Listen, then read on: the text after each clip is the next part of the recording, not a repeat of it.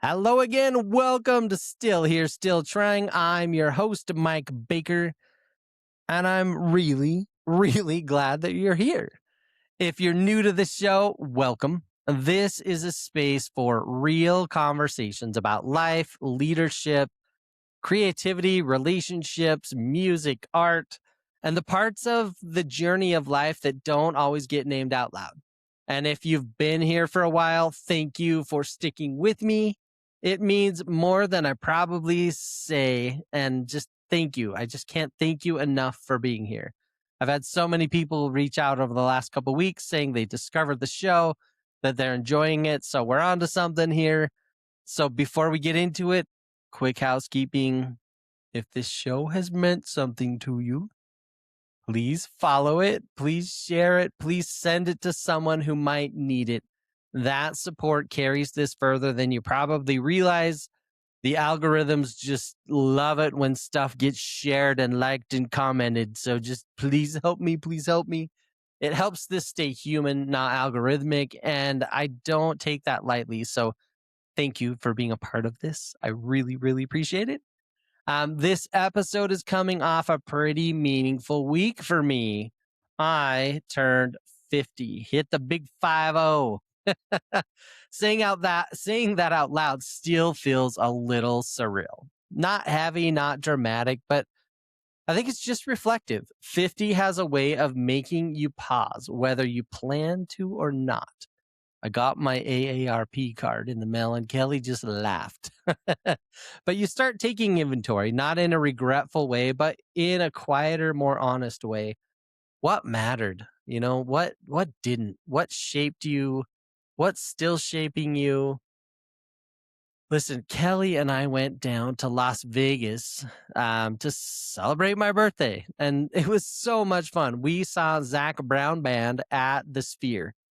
And I've been thinking about how to describe that experience without overselling it or turning it into a spectacle.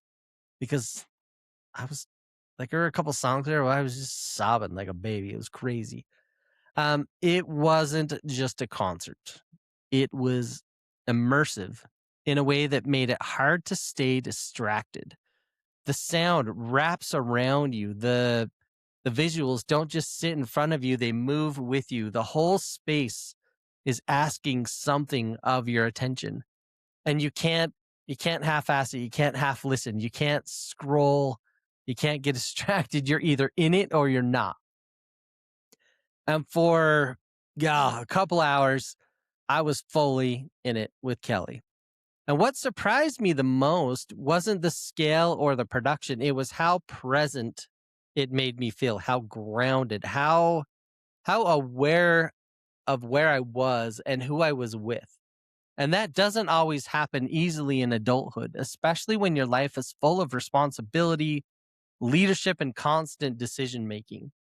But what mattered even more than the show was just the time that Kelly and I had, just the two of us. No schedule to chase, no roles to perform, no needing anything from us for just a bit. It was space to check out together and simply be. And it was the best gift ever.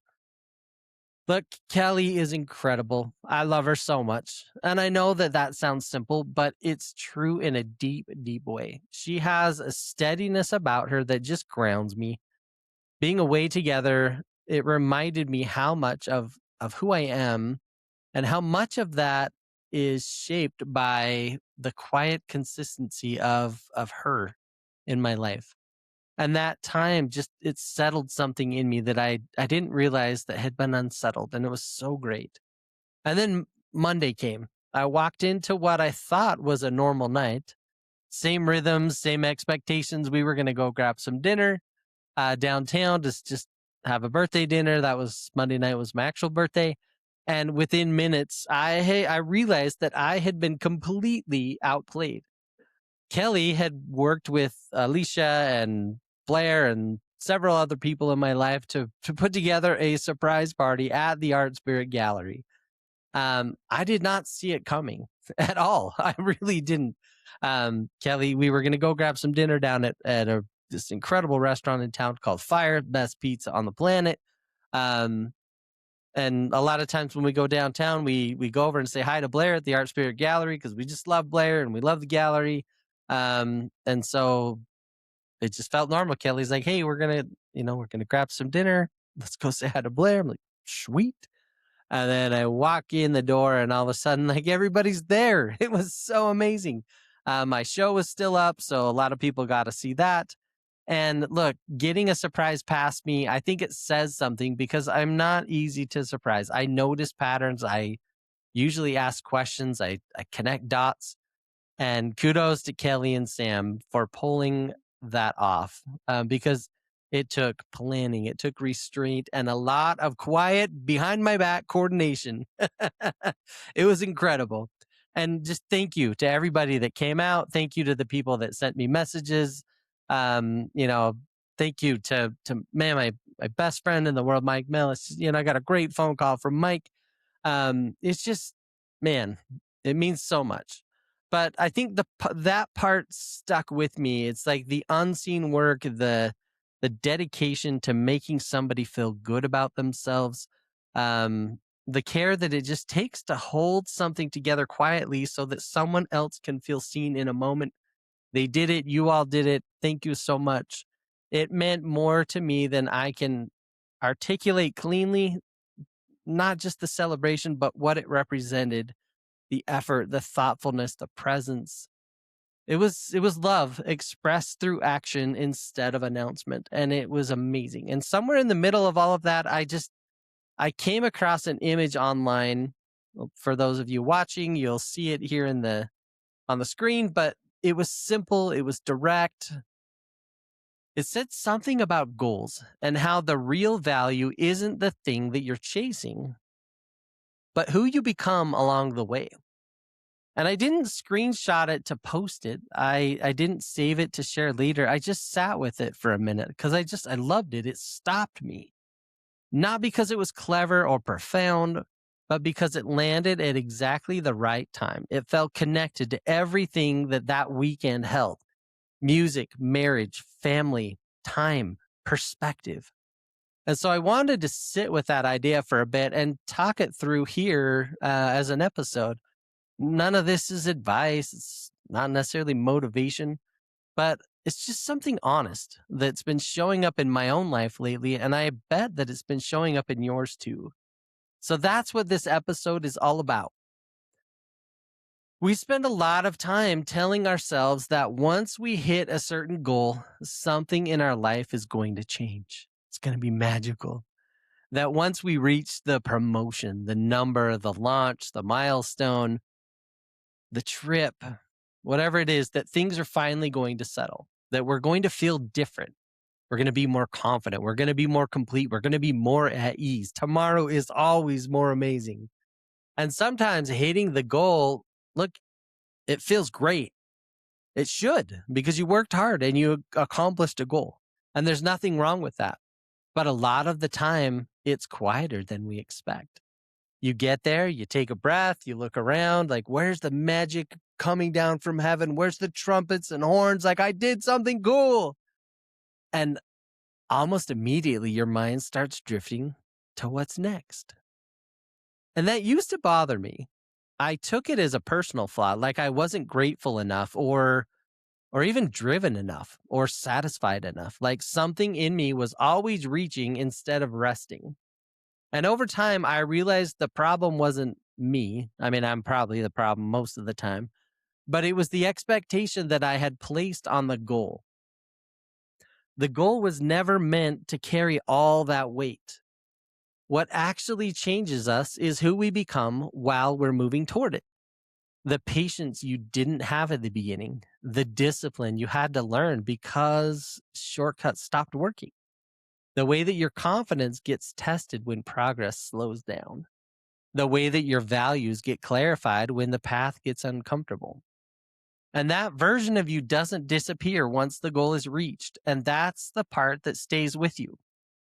When you're in the middle of something, it rarely feels like progress. It usually feels like repetition, showing up again, making the same decision for the 100th time, not giving up, having the same conversation, wondering if if it's actually moving the needle by doing all of this work. That's the part that nobody posts about. You don't see that on social media.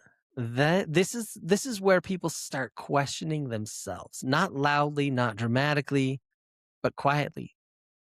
Am I doing this right? Am I wasting time? Did I misunderstand what this was supposed to look like? Those questions don't mean that you're off track. Most of the time, they mean you're paying attention. Most of the change that matters doesn't announce itself. It shows up in how you respond when things don't move on your timeline. And that is always so frustrating. It shows up in whether you stay honest when cutting corners would have been easier, and whether you keep going without the reassurance that you thought you'd have by now. And this is where character gets built. Not in a single moment, it's in inches. You don't notice it happening while you're in it. You notice it later. When something difficult shows up and you realize that you're steadier than you used to be. You don't react the same way. You don't rush to prove yourself. You don't need as much noise around the decision. And that image that started all of this, it didn't tell me anything new, but it reminded me of something that's just true. When I look back, the moments that shaped me most, they weren't the wins. They were the times in my life where I didn't know if what I was doing was working. But guess what? I kept showing up anyway. And there were times in leadership where progress felt invisible. Decisions being made, weight being carried, and from the outside, it probably looked like nothing was happening. But inside, I was learning how to hold my ground without hardening, how to stay open without losing my edge. And the same thing shows up creatively, sitting with an idea that isn't ready, rewriting something that still doesn't feel right, continuing without feedback telling you that you're on the right track. That process changes how you listen to yourself. It teaches patience and restraint, the quiet kind that doesn't need proof every step of the way. And that's why this image landed for me. The goal gives you direction, but the middle is where you get shaped. That process is what shapes you. And most days, that shaping looks ordinary. It looks like consistency. It looks like restraint. It looks like doing the work the same way, whether anyone's watching or not. You don't feel different while it's happening, but you feel different later when life asks more of you and you realize that you're able to meet it differently than you used to. And that's when you realize that the middle did its job. Well, look, thank you for being here with me this week. I hope you've enjoyed this episode. It's funny how there's, we run across things on social media, little images, little memes, and they stick with you. This one definitely stuck with me because of the week that I've had. I think it was perfect timing, to be having this sort of milestone birthday and to see the image and of all the things happening in my life. I'm always questioning myself. I'm always wondering if I'm on the right track. And guess what? That just means that I'm still here and I'm still trying. And I'm so glad that you are too. Thank you for being here with me this week. I hope you have a wonderful, fantastic, amazing week. We'll see you next time. All right. Well, before I let you go, I want to send you into this week with a song that I just released. It's called Hope's Last Broadcast, and this thing's beautiful. Look around right now. Things feel heavy. The volume is loud. The division is real. The anger feels closer to the surface than it ever used to be. And I'll be honest with you, it's breaking my heart. I've watched people that I love drift into corners that they never planned to stand in. I've watched conversations turn into lines in the sand. I've felt the way that fear travels faster than empathy and how easy it is for us to get pulled into fights we didn't choose. Remember, everyone's manipulating us. They want us to fight. They want to take our power. And that's what this song came from. All of that. Not politics, not sides, not talking points. It came from watching how easily we forget each other when the noise gets loud enough. This song is about that moment when it feels like hope is struggling to get a signal out, when it feels like everything is being drowned out by fear, outrage, and blame, and when it feels easier to fight than to listen. And still, something in me refuses to believe that's the whole story. There's a line in the song that says, "We're not enemies, we're the same crowd." And I meant that. I've held strangers who felt complete. I've seen kindness cut straight through division when nobody was performing it for an audience. I've watched people show up for each other quietly without needing credit. And that's the part that doesn't trend. And that's the part that doesn't get amplified. That's the part that I didn't want to lose. So if things feel overwhelming right now, I know they do for me. If you feel tired of the noise, if you're carrying grief for a world that feels more fractured than it should, well, let this song sit with you for a few minutes. Let it remind you that you're not alone, that caring is not a weakness, that choosing mercy still matters, that hope doesn't disappear just because it's harder to hear. And if this really does feel like one of those moments where hope has to fight for airtime, then maybe that's exactly when it needs to be sung the loudest. So crank it up, share it with everybody. Again, thank you for spending this time with me. Thank you for staying present. Thank you for choosing humanity when it would be easier not to.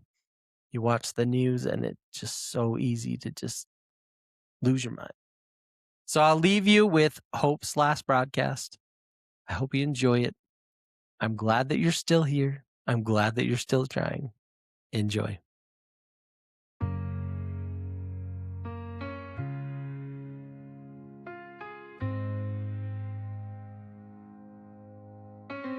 The volume's up, but nobody hears. Every word is swallowed by fear.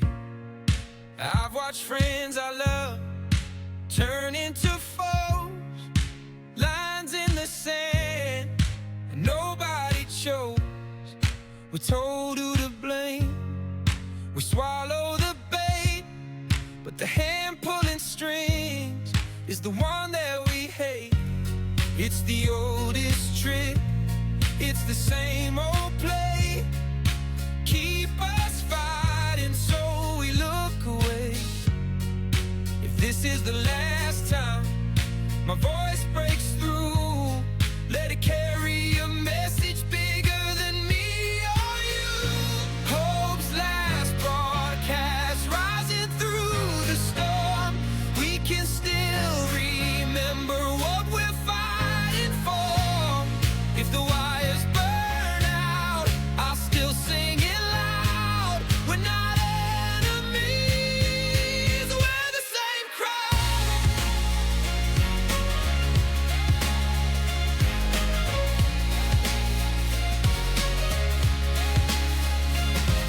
Every sign they wave just divides the street, but I've held strangers who felt complete. We're all just trying to make it through. The noise is a cage, but the key is you.